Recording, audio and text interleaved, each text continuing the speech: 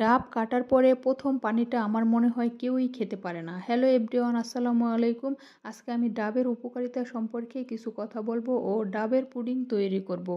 বাহিরের সৌন্দর্য চর্চার পাশাপাশি শরীরের ভেতরেরও যত্নের প্রয়োজন। এজন্য প্রয়োজন সুষম ও পুষ্টিকর খাবার।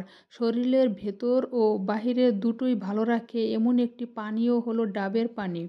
প্রতিদিন দুপুরে খাবারের পরে একটি ডাবের পানি খেলে শরীর হবে সুস্থ ও ত্বক হবে সুন্দর। নিয়মিত ডাবের পানি খেলে খাবার ভালোভাবে হজম হয়, তাই শরীরের ভেতরের হজম না হওয়া খাবার মেদ হিসেবে জমার সুযোগই পায় না, ফলে ওজন কমতে শুরু হয়। ডাবের পানি পেট পরিষ্কার রাখে, তাই ব্রণ বা কালো দাগ দূর করে ত্বকের উজ্জ্বলতা বৃদ্ধি করতে সাহায্য করে। ডাবের পানিতে রয়েছে প্রচুর পরিমাণে ভিটামিন এ এবং সি, যা ত্বকের জন্য ভীষণ উপকারী এবং চুলের গোড়া মজবুত রাখতে সাহায্য করে। ডাবের পানিতে রয়েছে প্রচুর পরিমাণে ম্যাগনেসিয়াম ও পটাশিয়াম, তাই ডাবের পানি পান করলে নখের উজ্জ্বলতা বৃদ্ধি করে। নিয়মিত ডাবের পানি খেলে চোখের নিচের কালো দাগ দূর করে, সেই সঙ্গে চোখের ফোলাভাব কমায়। ভিটামিন বি কমপ্লেক্স থাকায় ঠোঁট ফাটা ও ঠোঁটের কালচে ভাব দূর করে। যাদের শরীরে বেশি ঘাম হয় তারা প্রতিদিন একটি করে ডাব খেতে পারেন। পুডিং তৈরি করার জন্য আমি ডাব কেটে নিয়েছি। কেটে নিয়ে তারপরে ডাবের পানিগুলো ছেঁকে তারপরে আমি একটা পাত্রে পানিগুলো নিয়ে এখন জাল করে নিচ্ছি। জাল করার আগে আমি আগার আগার পাউডার মিশিয়ে নিয়েছি। পানিটা যখন ঠান্ডা থাকবে তখন আগার আগার পাউডার মিশিয়ে নিতে হবে, তা না হলে কিন্তু গরম পানির ভেতরে দিলে আগার আগার পাউডার দিলে জমে যাবে।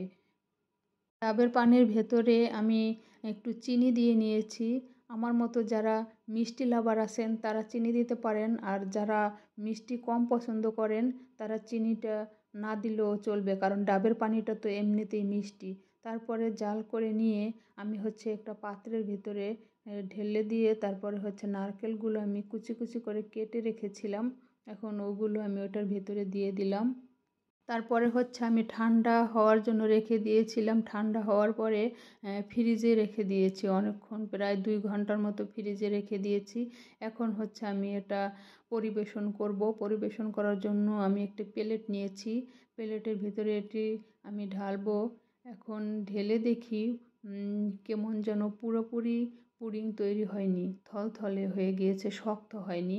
আগার আগার পাউডার কম হয়ে গিয়েছিল, এরকম থলথলে একটা ভাব আসছে। এরপরে আমি যখন বানাবো তখন আর একটু আগার আগার পাউডার বেশি দেব, তাহলে পারফেক্ট হবে। তো খেতে দারুণ হয়েছিল, খুব মজা লেগেছিল। ডাবের পুডিং বানানোর জন্য নারকেলগুলো লম্বা লম্বা করে কাটতে হয়। আমি গোল গোল করে কেটেছি, বুঝতে পারিনি, প্রথম বানিয়েছি তো। যাই হোক, সবাই ভালো থাকবেন, সুস্থ থাকবেন। আল্লাহ হাফেজ।